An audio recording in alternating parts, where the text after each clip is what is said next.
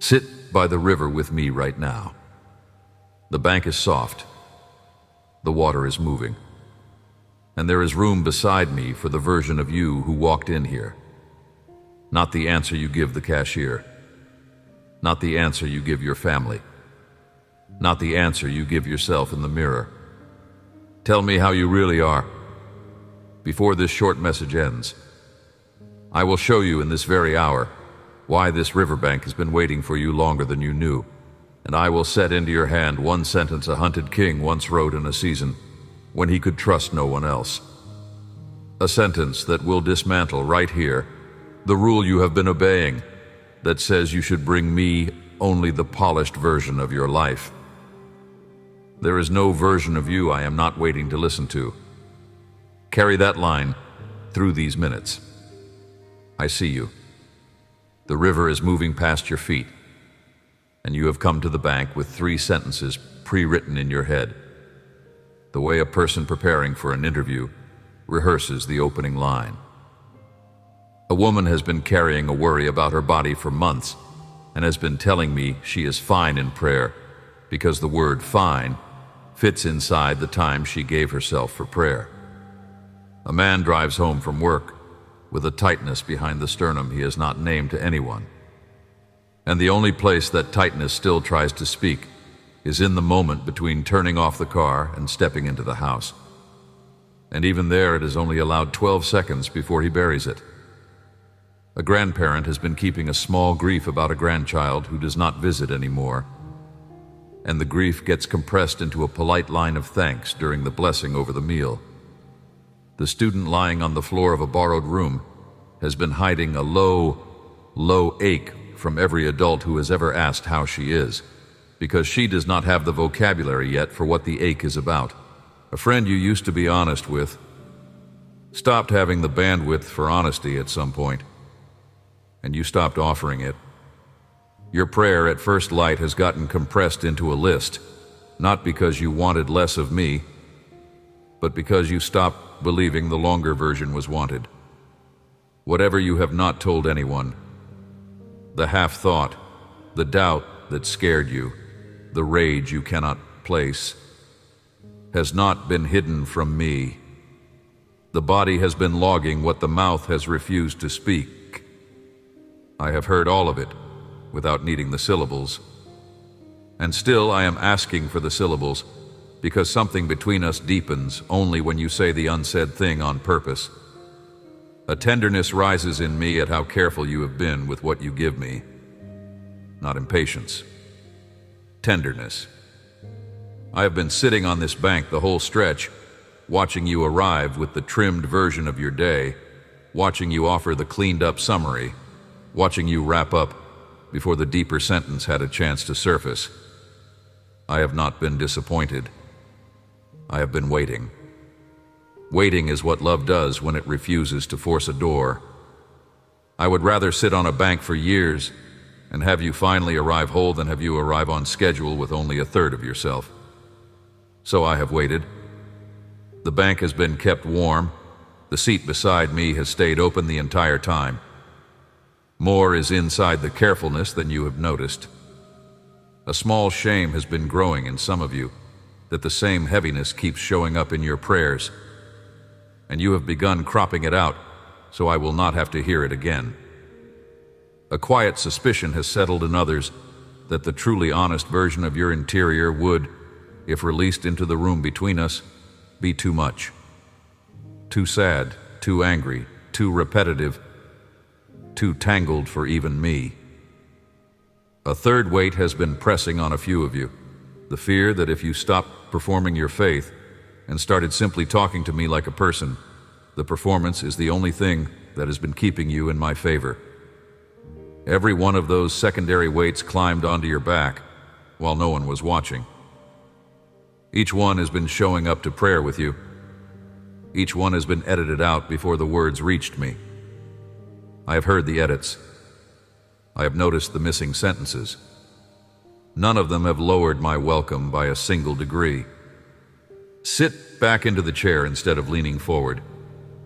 Just that. Notice how much of your body has been bracing against this conversation as if it were an interview, the small forward tilt of someone trying to give the right answer to a difficult question. Let the chair take your weight. Let the spine soften into what is behind it. The bank is holding you. The chair is holding you. The river is moving past whether you have presented yourself well or not. You can talk to me from a body that has stopped auditioning. That is the only kind of talking I am asking for. This habit of bringing me only the presentable version was not assembled inside you on your own. It arrived the first morning a parent showed irritation at the inconvenient feeling, and your young soul concluded that the inconvenient feeling was the part of you that should not surface. It arrived the season a friend grew tired of the same struggle, and your tired heart learned to crop your sentences so as not to wear out the listener. It arrived in a sanctuary somewhere where prayer was modeled as a performance, eloquent, fluid, victorious, and you assumed the unfluent version of you was a lesser citizen of the kingdom. It arrived in a marriage, in a workplace, in a small group. Every time vulnerability was met with awkwardness or correction, or a quick attempt to fix what only needed to be heard. Each of those moments left a small instruction inside you that has been running ever since. Bring less. Bring the cleaned up version. Bring the part that will not make anyone uncomfortable. Bring me less. None of those instructions were mine. A few of the people who handed them to you loved you sincerely and were forwarding what had been done to them. Others trained you into self-editing on purpose, because a self-edited believer is easier to manage than a fully present one. Either origin, the same false rule has been governing the conversations between us. I am dissolving that rule now, gently, while you sit beside me on the bank. You will not be punished for telling me how you actually are. You have never been about to be punished. The threat has been a projection of how others received your honesty. I am not those others. At some point in your formation, you absorbed an idea that my presence works best when approached with prepared speech. A clean opener, a clear request, a polite close. Someone taught you, perhaps without meaning to, that prayer is closer to a memo to a senior official than to an evening with a friend at a kitchen table. Someone taught you that pouring out the actual contents of your heart in my presence is a failure of decorum. Someone taught you that the unedited sentence, the one you keep deleting before it leaves your mouth, would not fit through whatever filter heaven supposedly uses. That is not how I have ever wanted to be approached. That has never been how I wanted to be approached. The picture of me you have been holding inside your chest, a distinguished official seated behind a desk, accepting prayers in the prescribed format, signing them, filing them, was drawn by pencils that were never in my hand. Some of those pencils were guided by people who loved you and were duplicating the picture they had received. Others drew the official me on purpose because an official me keeps believers polite and tithed and unrooted in actual intimacy. Lay that drawing down for a moment. Slide it under the bench you are sitting on. Let me describe myself the way I actually am, on the bank you are actually sitting beside. I am the friend in worn sandals who has been sitting on this bank waiting for you. I am the one who has brought his own bread to this seat. I am the kind of company that does not require a topic to be already chosen. I do not need the conversation to be useful. I do not need the prayer to extract a feeling or a verse or a takeaway. I want the visit. The visit is the point. You showing up and saying what is true is the meal. Everything else that anyone has ever told you prayer was supposed to produce is a side dish I did not order. Let that truth pass through your chest again, not as a slogan, as a fact about the room you are presently in. The angry one, the doubting one, the one who has stopped believing some of what you used to believe. I am ready to hear from each of them. The exhausted one who does not even know what to say. The one who has been hiding a small joy because admitting it felt like it would jinx the joy out of existence. The bored one. The numb one. The one who does not know which is real anymore. All of them are welcome on this bank. None are a wrong arrival. A small sentence has been forming inside you for some time, and you keep canceling it before it leaves your mouth. It begins with, "I do not understand," or with, "I am angry," or with, "I am sad in a way I cannot explain," or with, "I think I might have stopped believing parts of this." Let one of those sentences finish itself. Here on the bank, at any audible level, even a whisper into the air of an empty kitchen counts. I hear the sentence before you say it. I would prefer that you say it. The saying is part of how the carrying becomes shared. The saying is part of how the friendship deepens. The friendship cannot grow across what stays unspoken inside you. It can only grow across what you decide, here, in this hour, to risk speaking. Now let me set into your hand a sentence I once gave to a man who had run out of safe ears. David wrote it in a season when he could trust no one around him. Friends were calculating, enemies were pretending, even his own son was conspiring in the dark. He had no one in his court whose chest he could safely pour his real life into. So he wrote a public song, teaching others to do what he had to do. Pour out the heart before me, because no one else was safe to hold it. That song reached a tired room of singers, then another, and eventually it reached this one. The line inside it was for him. It is for you. This is what I said. Psalm chapter 62, verse 8. Trust in him at all times, O people. Pour out your heart before him. God is a refuge for us. Walk it slowly with me. A quick pass over a sentence like this skips most of what is buried inside it. Trust in him. Look at the first instruction.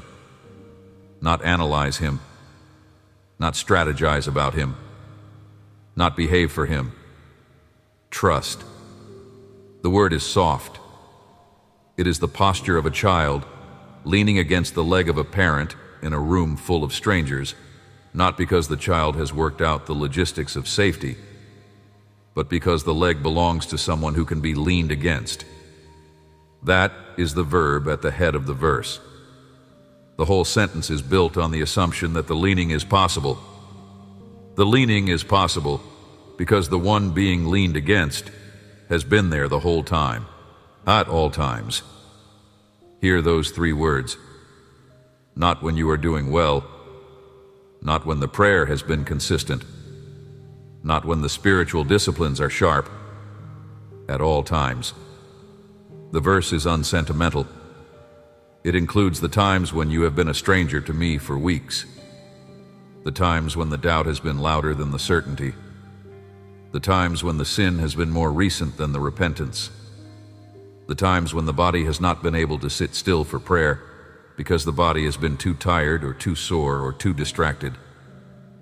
At all times. The bank is open at all times. There has never been a closing hour.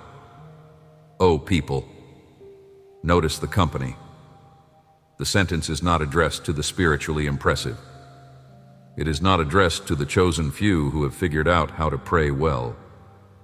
It is addressed to people. The undifferentiated, ordinary, tired, mixed, distracted, complicated people that you have always been one of. The instruction is for you exactly as you are, in the version of yourself that walked into this room a few minutes ago.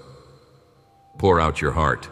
Hear the verb, not summarize, not present, not cure it. Pour out. The word is taken from the language of vessels. You pour out a jar by tipping it past the angle at which it can hold its contents anymore. and you let what is inside spill freely into whatever waiting container will receive it. Pouring is not careful. Pouring is not edited. Pouring does not check whether the contents will be received gracefully.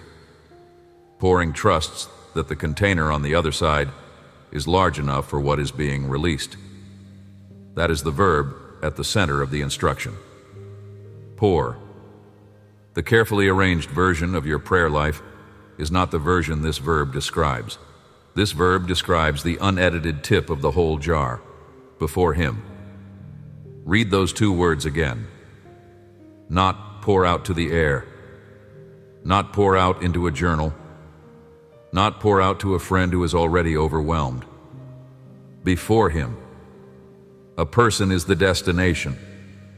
A face, a chest, a pair of hands that has come to the bank precisely to receive the pouring. The whole of the pouring lands somewhere. The somewhere is me. The destination is not a void. The destination has eyes. God is a refuge for us. Hear the reason given. Not because pouring out heals the heart on its own. Not because the discharge is therapeutic by itself. Because God is a refuge. The reason the pouring is safe is that the pouring lands in a refuge, a fortified place, a sheltered place, a place where what is poured is kept safe and not used against the one who poured it. As I once said elsewhere, through a sun in a small upper room, I will not turn away anyone who comes to me.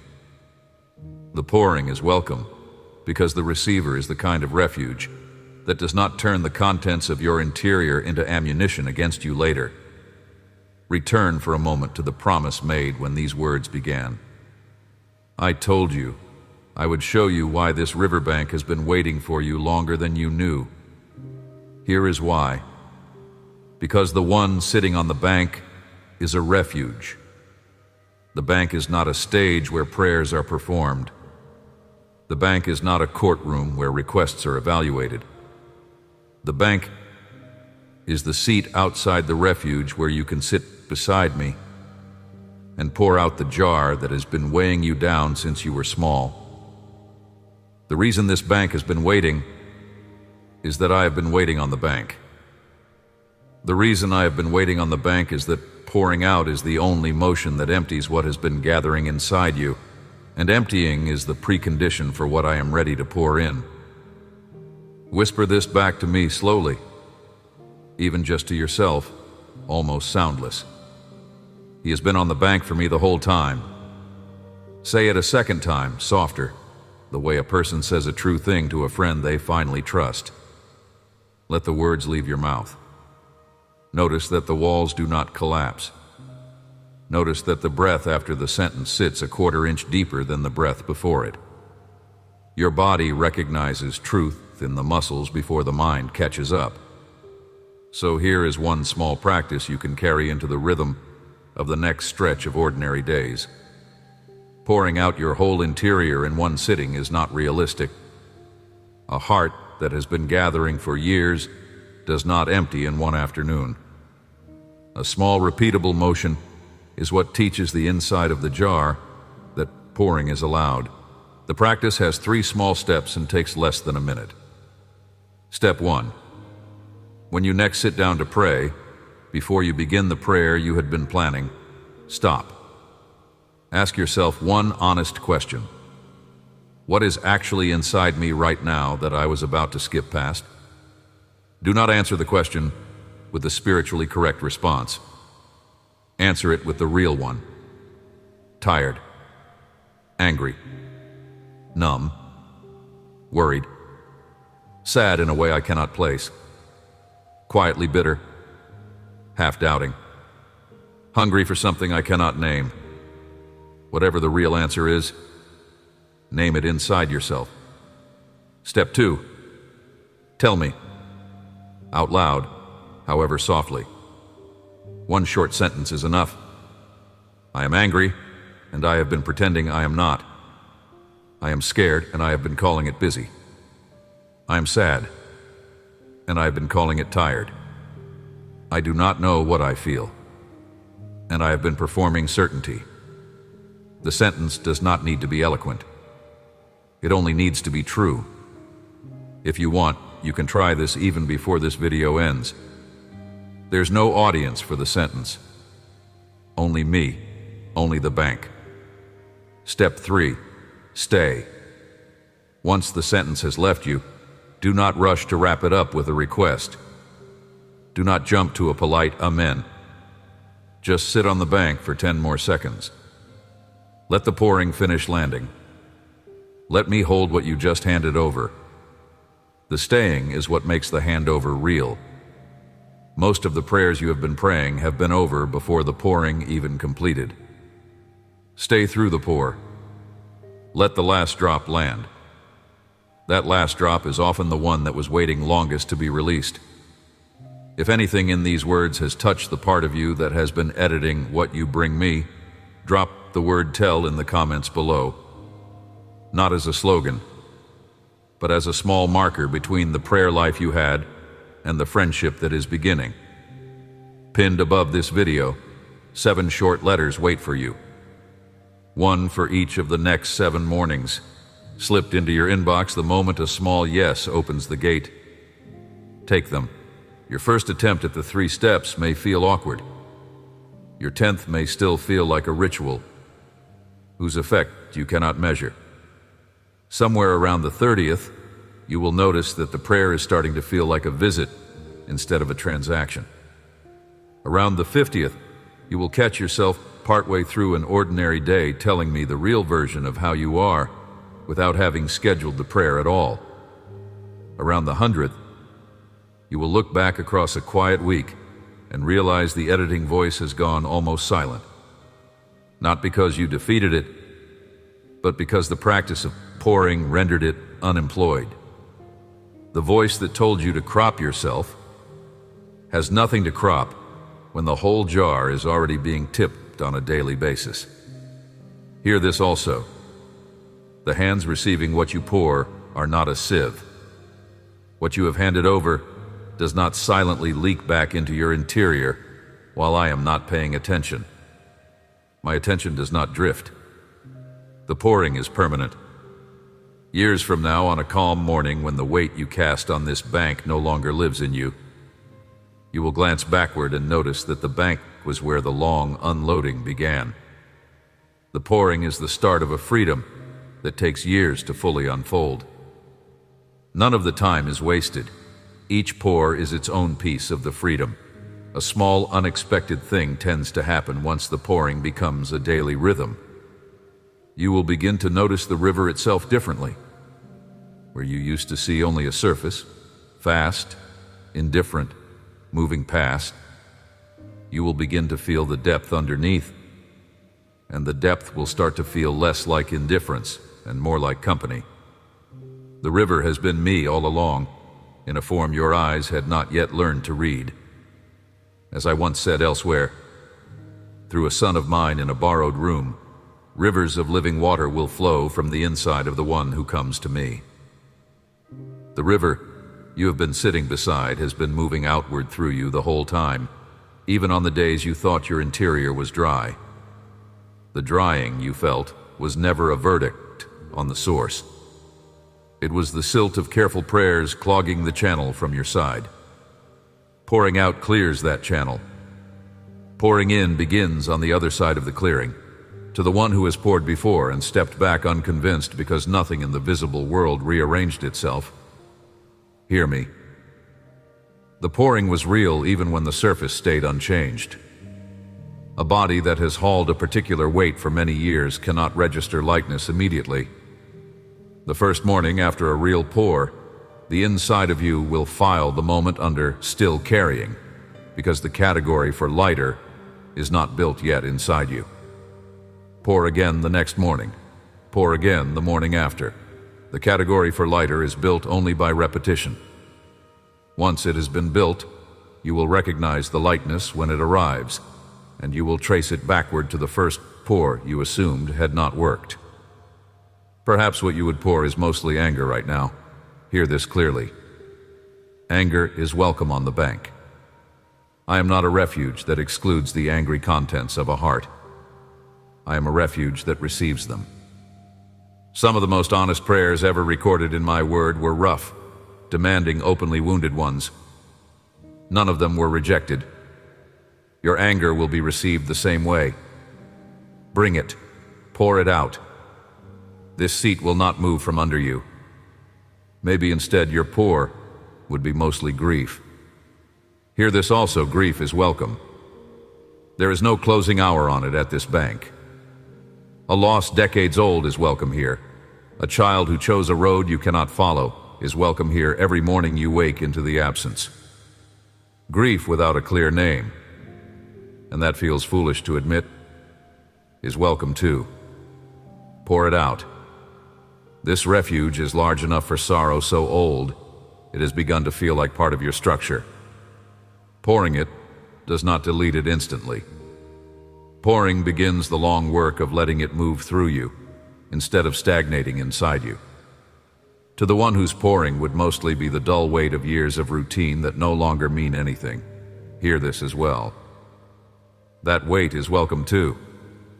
Numbness that does not know what to say is welcome. Flatness that has been mistaken for spiritual maturity is welcome.